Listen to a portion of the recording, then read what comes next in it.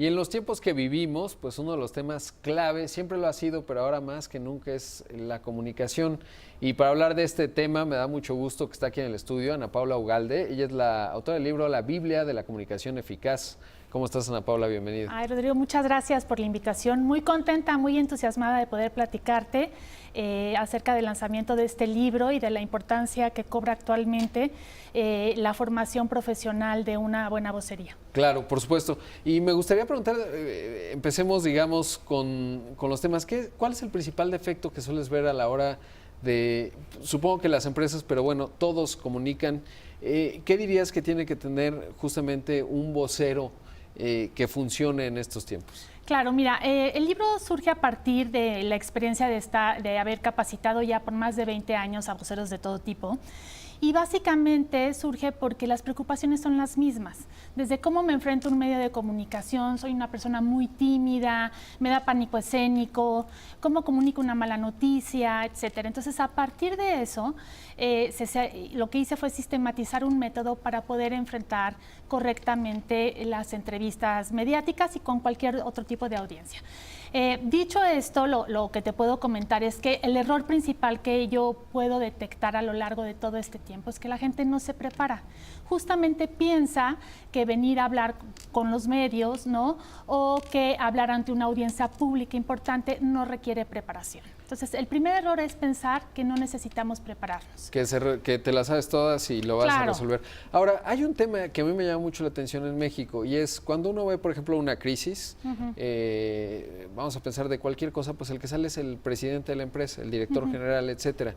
Y en México sucede todo lo contrario. El último que vas a ver expresando, digamos, en un momento de crisis, una postura con respecto a la empresa, en muchas ocasiones hay una variación enorme entre empresas internacionales y nacionales, pues es el director general. ¿Qué dirías tú al respecto? Es decir, ¿cuándo conviene sacar al director general? ¿Cuándo no? ¿Siempre debería estar el director general como el vocero de una empresa? ¿Cómo saber? Pienso sobre todo en estas diferencias que vemos. Claro. Mira, yo creo que en ese sentido y en el tema específico de manejo de crisis no hay una regla general que se pueda aplicar. Se tiene que hacer un análisis muy preciso de la situación y a partir de eso evaluar quién sería la persona más adecuada para poder dar una entrevista o contestar las inquietudes de los medios o de la propia comunidad.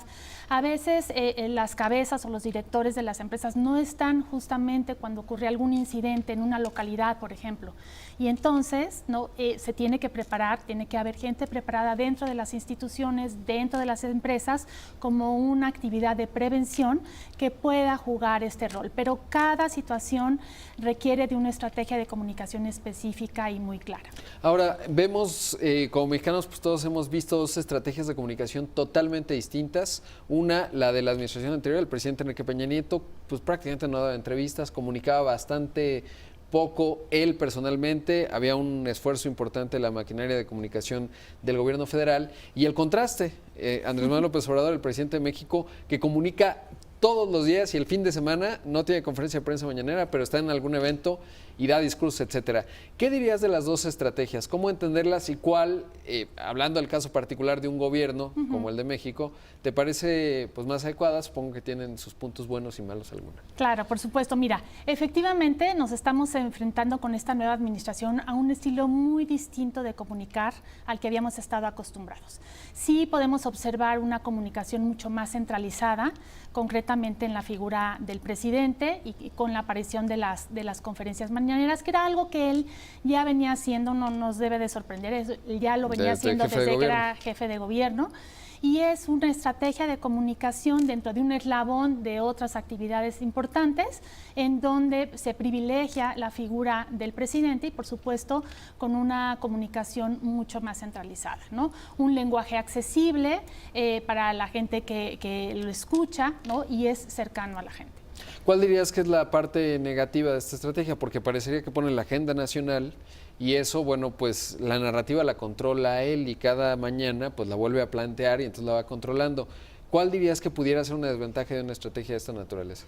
Mira, más que de la estrategia yo te hablaría un poco de la cuestión del vocero como tal, ¿no? Y aquí por supuesto que tiene grandes fortalezas en términos de cercanía con la gente, de lenguaje muy accesible, etcétera.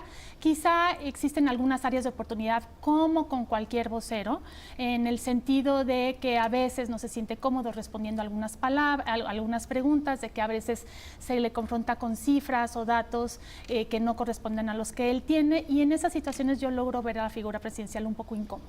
Y que además pues las crisis te llegan a ti, ¿no? Es decir, a veces cuando no comunicas tú todo, pues cuando vienen las crisis alguien más las puede comunicar.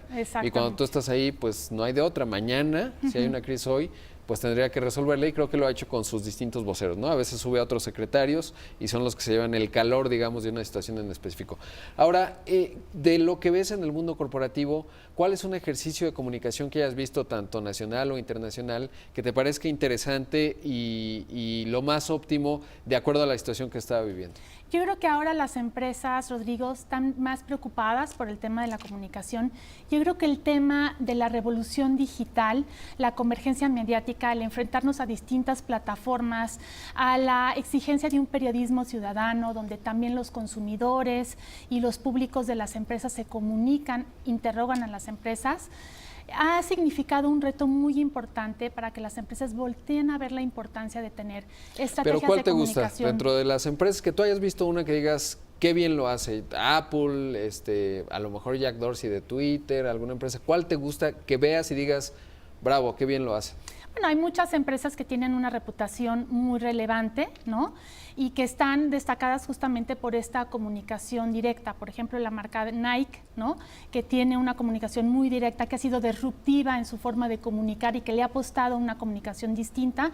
Creo que ha sido exitoso a nivel mundial su esquema de comunicación. Sí, es lo que hizo con Tiger Woods recientemente, interesante, mantuvo una apuesta.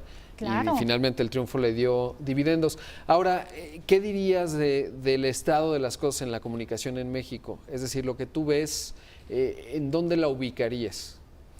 Como te digo, yo creo que estamos en un proceso, ¿no?, de cambio constante, de mucho aprendizaje, de entender la dimensión de las plataformas digitales y de entender también cuál es su potencial en términos de poder comunicar correctamente. Por ejemplo, ¿recomendarías a un director general que tenga cuenta de Twitter y que esté tuiteando? Porque vemos, por ejemplo, a alguien como Tim Cook, que de repente pone mensajes, otros como Richard Branson, ¿no? Estoy hablando de temas internacionales, o hay aquí en México buenos ejemplos. ¿Recomendarías, por ejemplo, tener una presencia digital en términos de Twitter, para ser específicos, con la dinámica que trae para un director general en México o directora? Yo te diría que habría que evaluar caso por caso, regreso al mismo caso de las crisis, pero sí creo que ahora, aunque no hayamos sido nativos digitales, todas las personas que están inmersos en el mundo empresarial deben de conocer las plataformas, deben de conocer su lenguaje y deben de habituarse a él.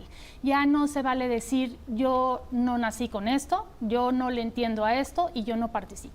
Ya es un mundo que nos exige estar inmersos en la comunicación digital. Por supuesto. Gracias por estar aquí. Rodrigo, muchísimas gracias por el espacio, y nada más decirle a la gente que puede encontrar el libro ya en todas las librerías del país y también vía digital. Muy bien. Muchas gracias.